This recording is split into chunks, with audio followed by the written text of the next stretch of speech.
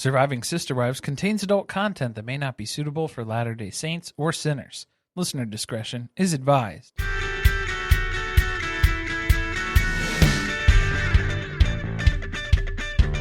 Hello and welcome to Surviving Sister Wives. I'm Corey. And I'm Carly. Yes! And we are back with the final rehash. Oh, wow. The final one, because Sister Wives Season 19 returns to TLC next week. The mid-season premiere is upon us. Sunday, April 20th at 10 p.m. on TLC. So that means we will be going back to the normal format of this show. Less gardening. There'll be a lot less giggling. Probably not in this episode, though, if we're being totally honest. Already off to a bad start over here. We were workshopping something, though, before we started. Yeah, you kind of interrupted us. You startled us. I was inspired in the moment, and I felt like I just had to get it out into the universe. Carly's thinking about, I don't know if we want to talk about this. What? I'm second guessing it now. Should we see what people, if they like it or not? I guess, is it going to be, do people like it, or do we even like it? As of this moment, I do. Okay. What if we added a Patreon tier called Robyn's Dolly of the Month? Where you, dear listener, would sponsor an episode of the podcast, and you would select the Dolly's name and description, and then you would be sponsoring the Dolly. But we would have to call it something else, Dolly of the Month, though. Why? Because if it would be Dolly of the Week, then would be the tier. Dolly of the Week? Okay. Maybe not of the month, of the week. 1 week of glory being the official sponsor of the podcast. Yeah, maybe whatever doll form. Whatever episodes drop that week, it's always met with that. Just a thought. I felt like it was a really good idea. It sounded fun to me. Maybe I should write my own doll bio. If it becomes a thing, maybe we'll put it in the Patreon Live on the agenda. Okay. We already got a big presentation, though. I'm a little nervous for it already. We're revamping the Shark Tank pitch to try to make it make sense, where you could actually pitch it to the sharks. Something that would get them an investment. That's the concept. I'm excited, but also upset with myself for having signed up for something that feels so much like a real presentation. I don't know if it's possible. Is there a way that you could spin those numbers to actually land a deal with one of the sharks? Probably not, but we'll try our best. So that's something that's going to be coming over on the Patreon. This is Season 9, Episode 6, Just Trying to Stay Afloat. It's also known as the Cardboard Regatta episode. And it's nice because it's Season 9, Episode 6. See how the 9 and the 6, they go together like that? They just line up. That couldn't have been a coincidence. And meld in together. Is this the episode where Aurora picks her nose and eats the booger? Did we miss that? So maybe it's not this episode. I think no. I think we have missed it. In the past, like on our last recap. So we did the full recap when we did the rewatch. It's on the Patreon. But for this one, I've seen the footage, and yeah, it definitely, there's no disputing it of what was taking place there. Maybe that's how they were gluing the boat together. Some for me, some for you. This episode had way too many sitting theres. They were stacking up. They were just rapid fire sitting theres. They weren't even sitting around that much. This is the most work I think we've ever seen them do. They were active and engaged for the entirety of the episode, constantly doing something. Sawing cardboard, gluing cardboard, painting cardboard, scoring cardboard, scoring, cutting, folding, slashing, soaking. A lot of soaking. A little bit. In the sun, of course, because it needs to dry. Exactly. Makes the paint cure faster. But why are we doing this? It's because the Pirate Festival is coming to town. It's just something else that the Brown family can go ahead and claim as their own. I always forget that this was related to that. To Pirates of the Caribbean? It just... Where was Maddie? Yeah. It felt... Where was the captain? We needed her. It felt like... Ren Fair? Oh, it feels like the Cardboard Regatta is its own thing. Oh, like that is... Like, that is the draw. You don't need a festival surrounding that activity. Yeah, like that can stand on its own of this is something that people will be interested in and would come to see and watch. It's like Red Bull Flugtag. Have you still not learned what that is? I think we talked about that. Never mind. It's okay. Don't worry about it. It sounds Finnish. Someone is Finnish right now and is very upset that I just said that. Okay. I'm not an expert. Well, it's Red Bull Flugtag. It's like the homemade flying devices, and then you fly them off the end of a pier, and then whoever goes This the is a furthest. sport? It's not a sport, but it's a competition. It's like cardboard regatta, but it's like for a flying device instead. Okay. I don't know. Red Bull sponsored them. It was a whole thing. They were the Dolly of the month or the Dolly of the week or whatever. I forgot though partway through that the pirates were part of the theme, and I was like watching baby Savannah saunter out to the front yard in what appeared to be, I don't know, like a belly dancing outfit. Just twirling, looking up at the sky and spinning around in circles. And then they put this weird effect on it.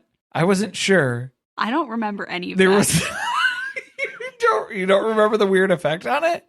Because then I said, And whoa. I'm wondering if that was in your mind. Yeah, that'd be a whole thing to go back to now. But I swear there was like this weird slow motion strobing, like they changed the frame rate. Why? I don't know. For emphasis, that's the story that they were trying to tell with this scene. Like, watch baby Savannah dance. Look at baby Savannah spinning so fast. Was it to make it look like she was going faster than she actually was? Would that be more impressive? Right? Yeah, like, is that what I'm here for? Is that why I'm watching this episode? Is that why I'm sitting here? To watch baby Savannah spin. Just twirling. She's trying to self-regulate any way that she can. Me too, girl. Me too. Yeah, same. Been there. Someone told Gabe that there's this thing called a cardboard regatta that takes place at the festival. And so now they're committed to all having to build boats to participate. This is when they went to the Cardboard Regatta training camp or like basic training or whatever it was. Again, this is something Gabe signed them up for. Like it's like an extracurricular. He's not getting any points in a class. He's not getting extra credit. But he's doing... I'm trying to figure out what would compel someone to spend multiple weeks working on something like this. He's doing the middle school boy thing where he's like, I found out about this yesterday and it's been my life's dream to be involved in the Cardboard Regatta since I heard about it 12 hours ago. I kind of feel like that's also how Robyn approaches life.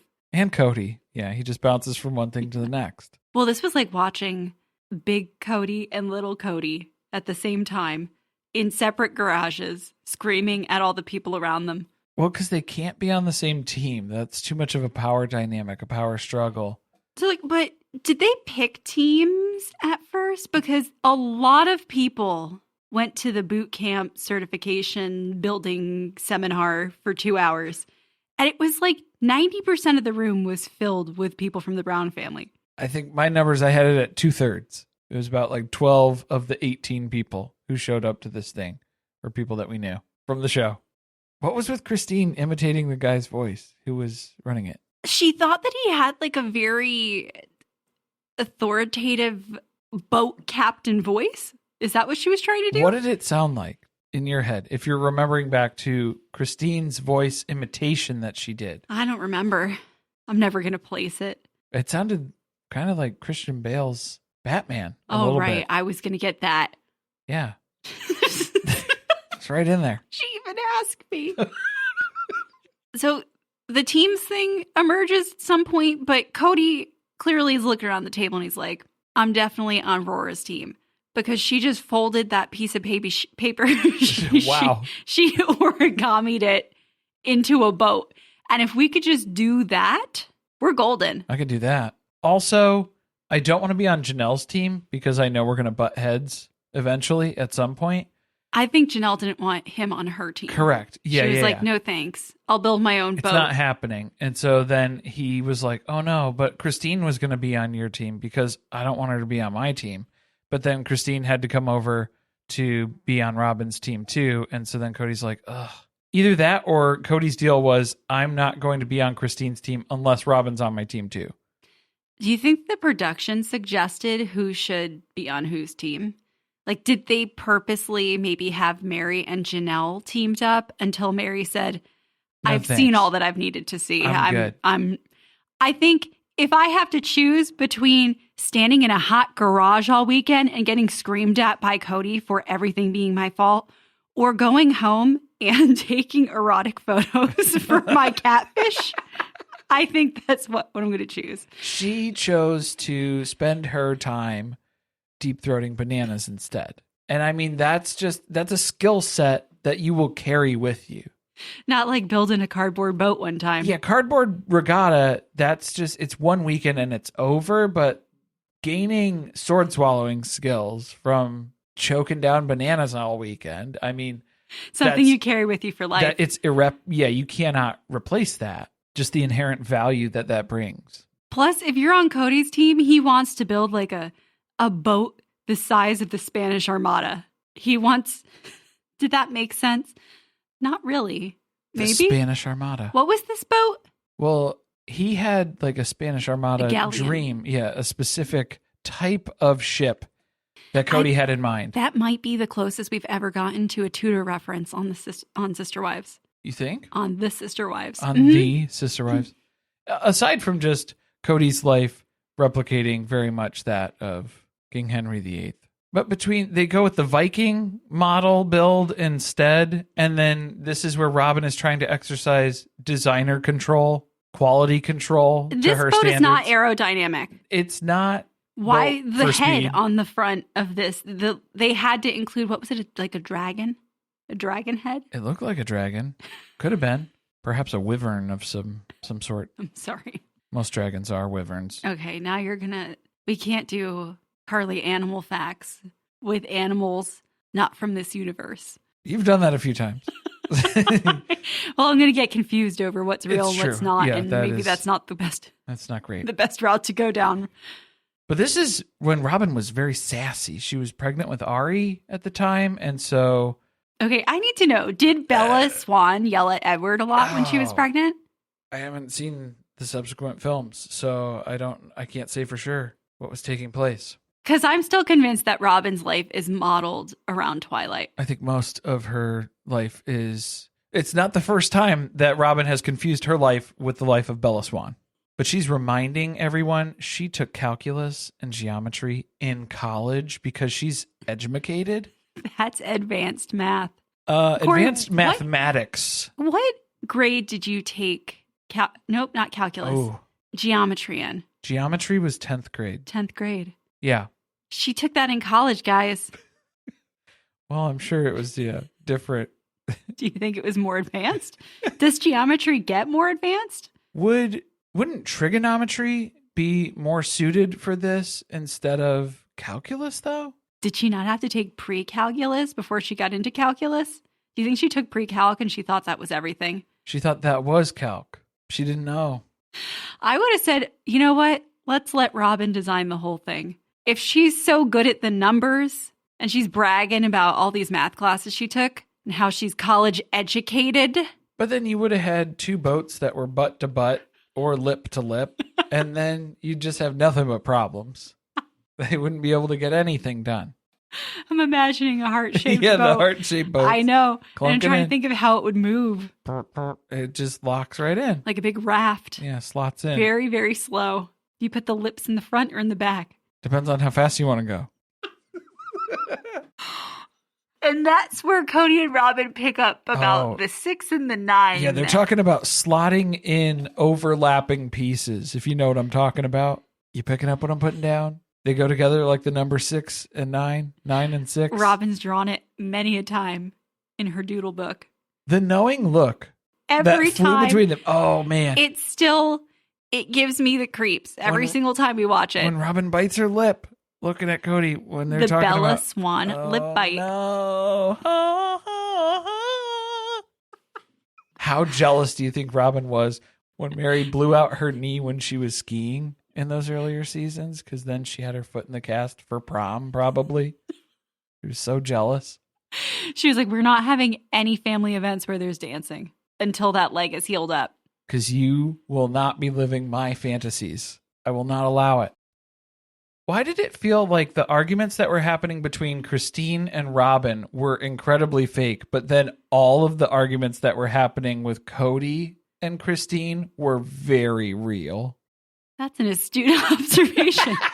Were you not expecting to think through it like this? But that's what it felt like. I feel like I get more sensitive to the performances as they're happening now. They don't have the same on the rehash. They lackluster a little bit. Well, or something like I feel like I can pick up on the fakeness more. You feel like you're in the TV. I'm dialed in. I'm experiencing firsthand. it like I'm there. I'm sensing the vibe through what was recorded. And let me tell you, it seemed like the stuff between Christine and Robyn, it was just manufactured BS. Sister wives, tiffs. They were making things up for the cameras, but then anytime Kody interjected with something, it got very real, very personal, very quickly. Did you hear the part where they said that when they're done with the boat, if it doesn't sink, it's going to be Truly's new bed?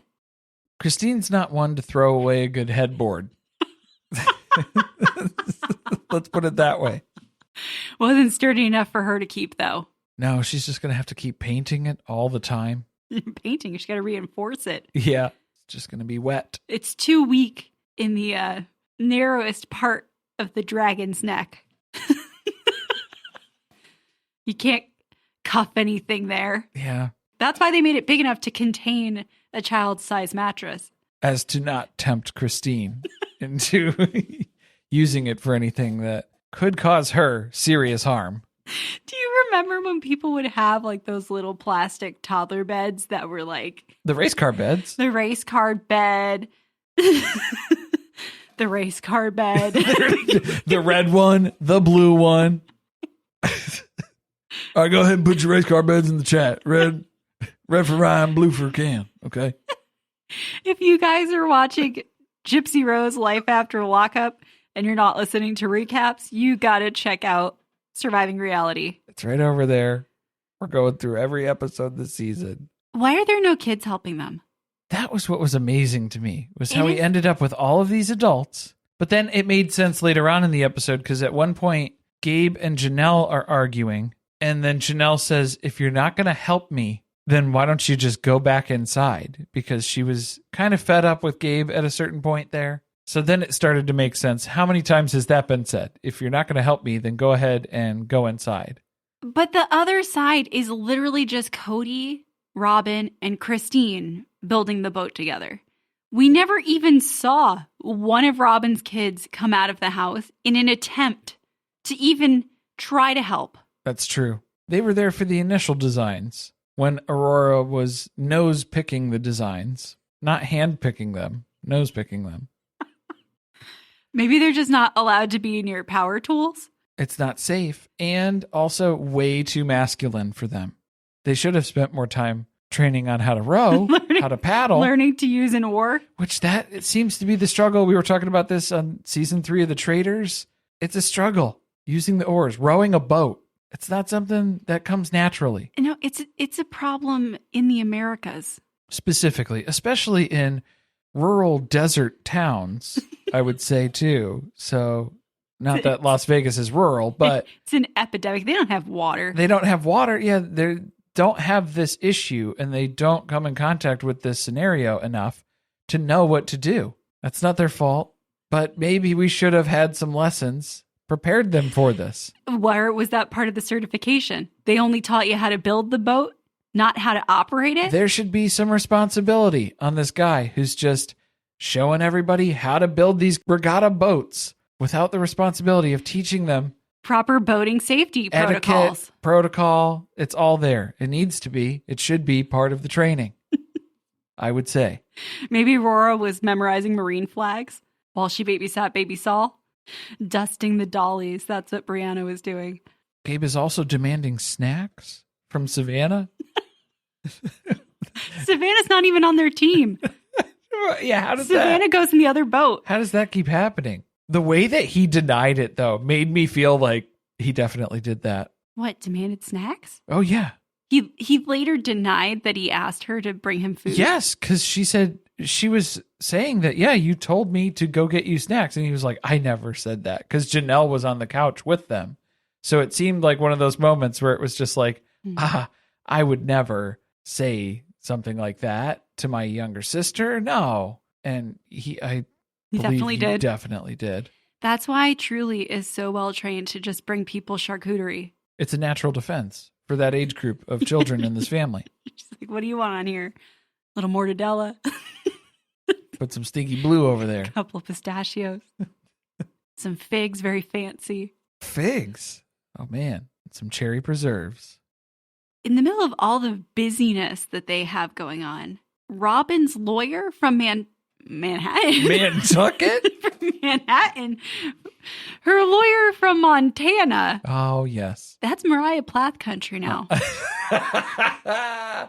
I don't know how we got new Darcy and Stacey music before we got Mariah Plath music, but it happened, guys.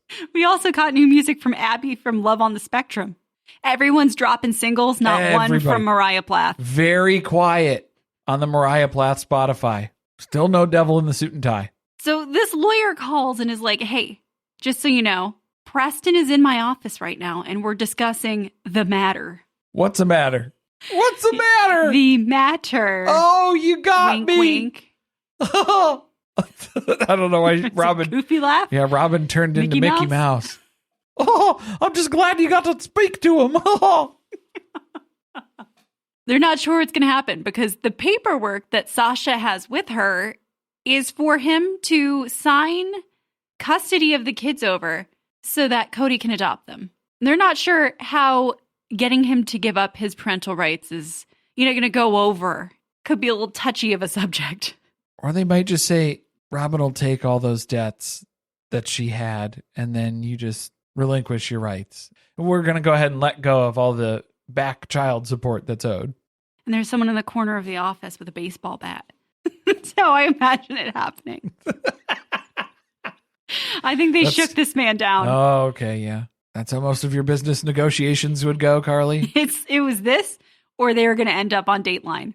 They got their feet drying in cement. That's why Cody's building this boat.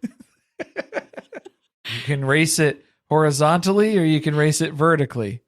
That was the boats. That wasn't a 69 joke, I swear. No, I didn't think okay, so. Good. I wasn't trying to configure that. I was just trying to figure out how that would aid in the criminal activity. Because if they got cement shoes on, they're sinking to the bottom. They're going faster to the bottom. No, I understand that reference. Okay, good. Glad we're all on the same page. What did she call 30 seconds later? And she's like, good news. Oh, it's done. He signed. I don't know why you were worried about that, because that was really easy. All I had to do was just say, hey, here's the paperwork. You won't be their dad anymore. Are you okay with that? It was pretty easy.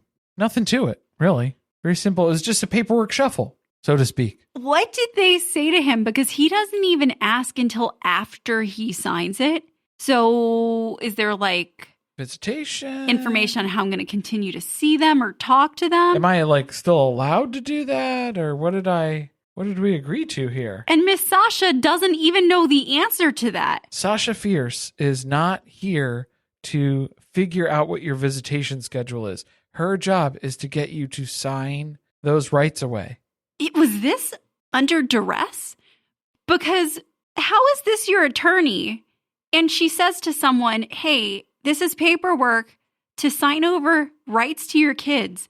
But, I don't have any information for you on if you'll ever see them again. They probably told him that they'll get him tickets to WrestleMania if he just signs it. And so then that was all it really took. But the Browns are very excited about this. And the first person we're going to share the news with is Meri, obviously the facilitator of this entire process that we've been going through. This adoption journey started with Meri and the legal divorce. Lest we forget, credit where credit is due. She's definitely in the midst of the catfishing, right? Because I think, isn't she she's a month and a half in, maybe? Something like that. At this point. Yeah. It's early stages, but it's happening. She is already so checked out. She does not even do a good job pretending to be excited about this. The part that got me, though, was when Christine had to oversell it on the hug to Robyn, and she really went in on that hug. She overstayed that welcome, I guess. She lingered. There was a lot of time that was spent on that hug, and it made me a little uncomfortable. But then to turn around and then yell in Meri's face, "Yay, Meri, your divorce was worth it." maybe not the best way to go about that. But isn't that exactly what Kody and Robyn were trying to do when they came over to tell her first? Like, that was the whole point of the message. But then you cut to Meri, who's just slamming together LuLaRoe orders, angrily packing stuff that needs to get shipped out. And she's like, yeah, it's great. It's wonderful. I'm ecstatic. Can't you tell? Didn't turn out great for her. He's definitely already stopped coming to the house. There's no 6 and there's no 9 meeting up. Things never improved. Nothing's interlocking. She thought the divorce was going to be it. And now all she did was get these children happiness. And that's not really as fulfilling as Meri had imagined. I've had better. But then Robyn has to keep telling people. That's the whole storyline now, is it's just we have to share this information with everybody else involved. So now it's Robyn telling her kids, which felt very performative and invasive. Well, it was. And it was Aurora's birthday. On Aurora's birthday. Like, maybe you can wait for a day that isn't the one where you celebrate the birth that resulted. How are you going to? From the 6 and the 9. Oh, man. Well. Not necessarily. Not if you do it right. And you're just going to remind her now that your dad's no longer your dad. He also didn't show up for your birthday, but it's okay because he's not your dad anymore. Because Kody dad's here. Okay? You don't have to think about that anymore. You don't have to worry about that. She really ripped the Band-Aid off, though. It was just a very quick announcement style disclosure of information that took place. And then Cody's immediately, what, nobody's excited? Well, come on. Where's the hip hip kazaa? He's so pissed. He was mad at Robyn's kids when they told him in the small group. All the small things. Yeah, he was not happy with that because it was just Aurora is breaking down and weeping. And he goes, well, that's good news. Meri was like, are you sure that those are tears of joy? Or maybe could she be sad? You sure about that? There have been plenty of times that I've been crying out of great sadness. Great, just deep grief that I'm struggling with. And you think that I'm happy. I thought that was just because you didn't want to deal with my emotions. Well, Cody's very impressed that there is this emotional reaction from Aurora. So he's going to reward that. She's the only one he's going to hug at this point now. You're already off to being a shitty dad. Not a good start. I don't know why my voice is cracking like I'm a 13-year-old boy. It's Dayton, because we're talking about going Dayton. through puberty.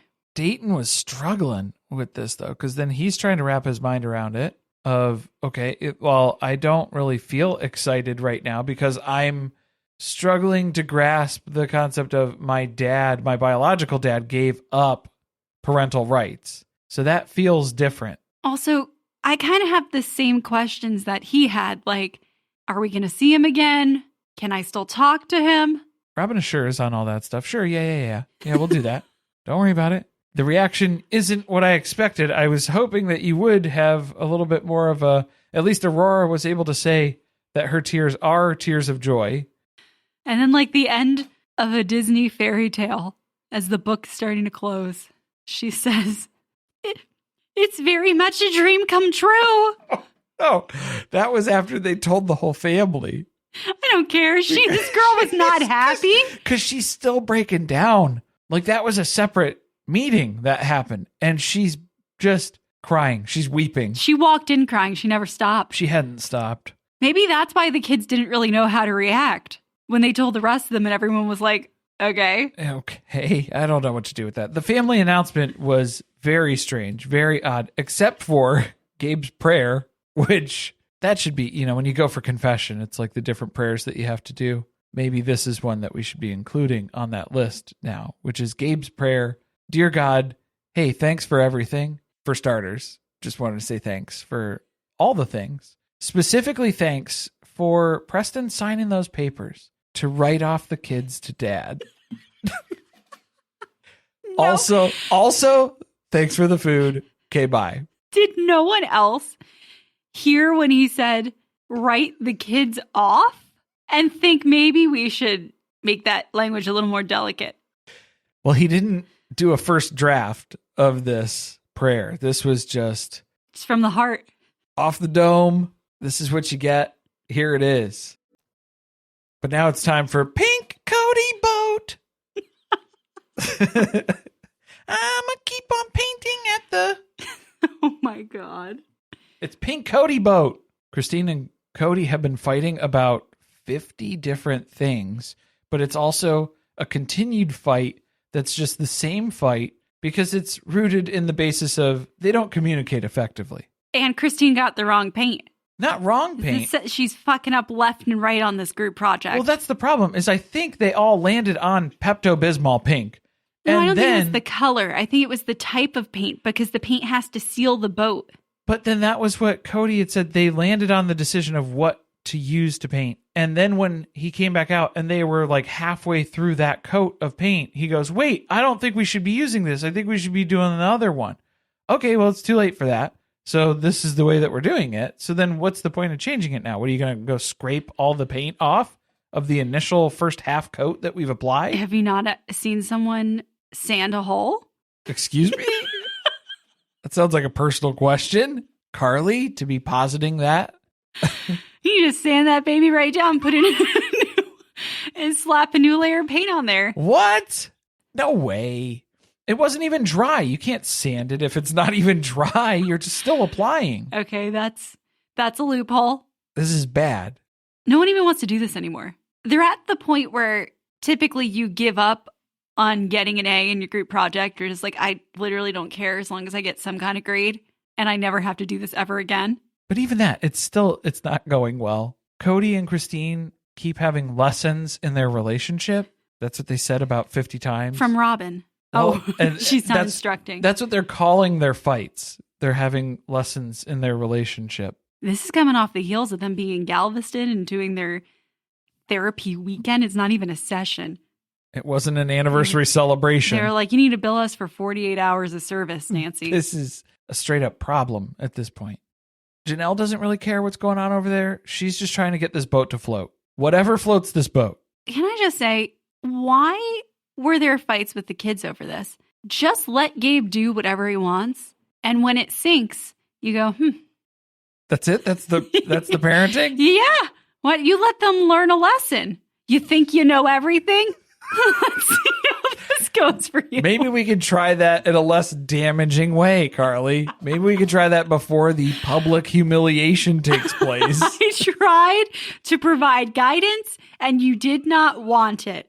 You were so high and mighty So now you're victim blaming. With your 10th grade geometry book that you think that you know more than me. Are you yelling at Gabe or are you yelling at Robyn?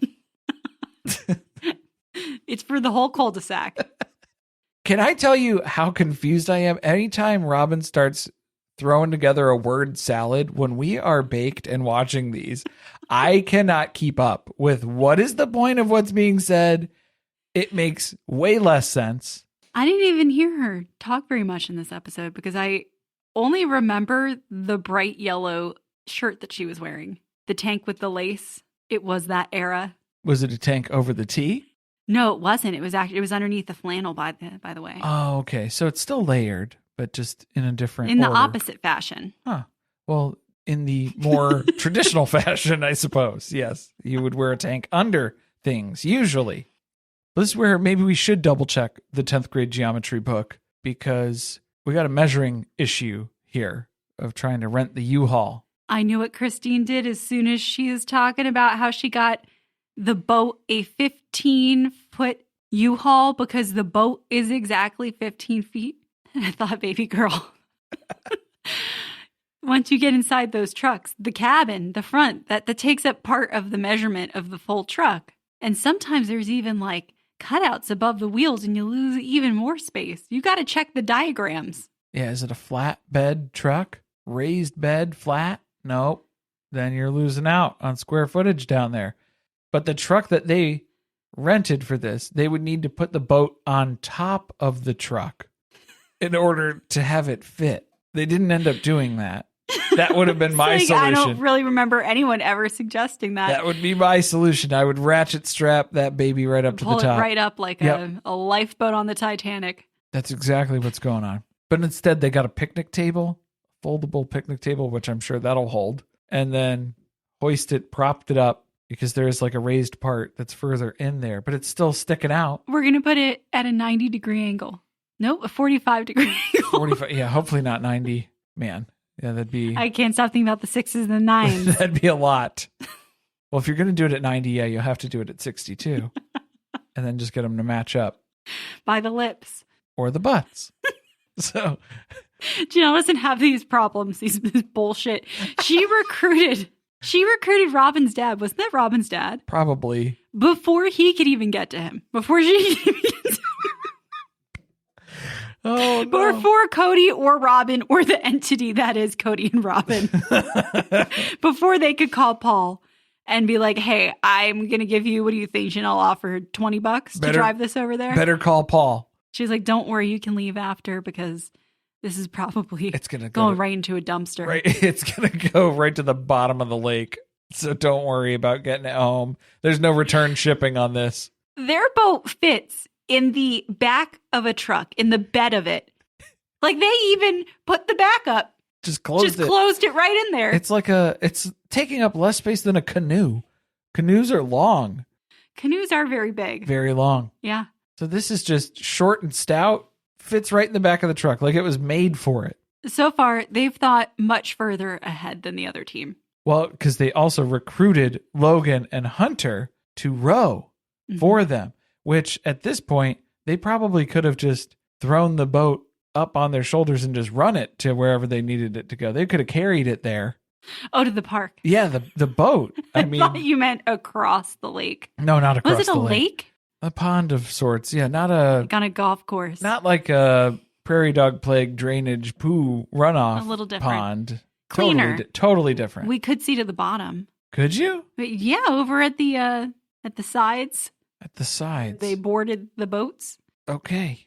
Her plan was basically like, as long as they can move the boat to the other side of the pond before it sinks. As long as they get in it. That's the challenge. Yeah, if they get in it and it stays above water, that's a win. And she's doing calculations. She's like, the Titanic took 2 hours and 40 minutes to sink. So we'll give a lot more time than that. Yeah.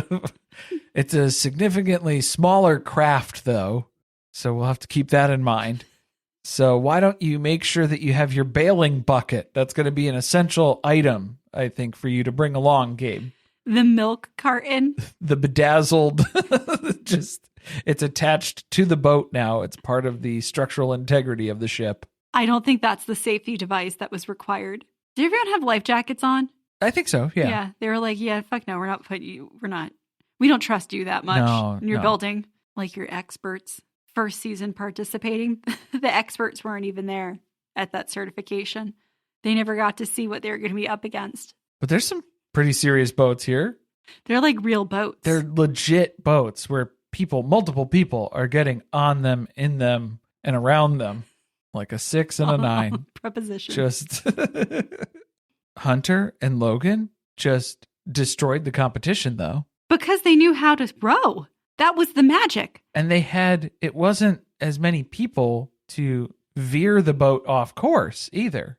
Technically, they should have put, was it Savannah? Was Savannah on this boat? No, Savannah was on the other. Gwen was on the boat.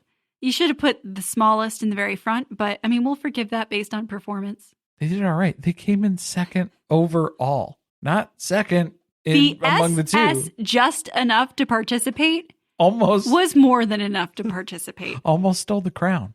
So don't sell yourselves too short, you know? That is like a very Janelle thing, isn't it? That's a feel good, yeah. Even her boat has low self-esteem. And is second. The My Sister Wife's Closet, though, on the other hand, it was doing laps. Do you think they wrote this off on their taxes, like when you wrap a car in an ad? Oh, like they charged the business for the sponsorship? Yeah. What do you think the minus was for that? Whatever the cost of building both these boats was. Because this thing's fully branded. It's got Viking shields with My Sister Wives Closet paw print, which is like apparently an original logo. It's not even the one they ended up with. No, yeah, they've redesigned since then. They've adapted and evolved with the times. We had logo ideas before this.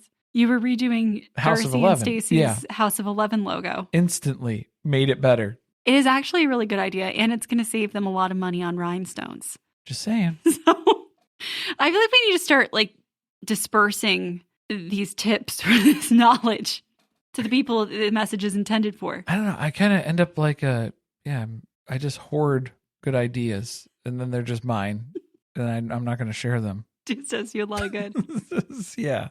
Oh, the My Sister Wife's Closet. Yeah, they're trying to do the Tony Hawk 900 to get across the finish line. None of them could row. And Kody got on the boat. Why? The kids were doing just fine without him.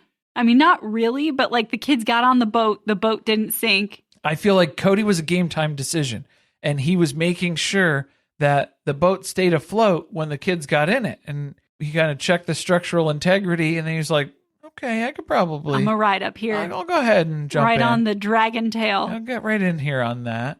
Since I know I'm not going to sink to the bottom of the drink and get my hair wet.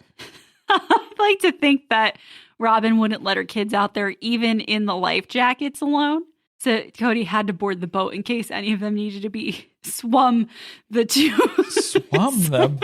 He's going to swum them? Swimmed up to the surface. Swum. The 3 feet up to the surface. Swim, swam, swum. Yes. That's all happened. The tenses. This is like when they were going whitewater rafting, and then that was too scary for Robyn, and she didn't allow that. So this is kind of the same thing. It was. This is the same level of intensity for Robyn in terms of letting the baby birds out of the nest. I don't even know how they got to the other side. They kind of just spun. They kept spun in circles until eventually the centrifugal force took them to the other side. They made a whirlpool in the pond. You know, they just did a couple of laps. Do you remember how fun that was? And then you try to go against the current, My sister and then it and I just would knocks you over. Hours so we would much work fun. on it. Yeah, very fun. Until it would knock the wind out of you going the other way. You couldn't get on the ladder to climb out. Keep pulling you. No, that's bringing back a dark, Are You Afraid of the Dark? Oh, no. Oh, story. The pool one? Yeah. Couldn't be the last person out of the pool for a very long time. Right.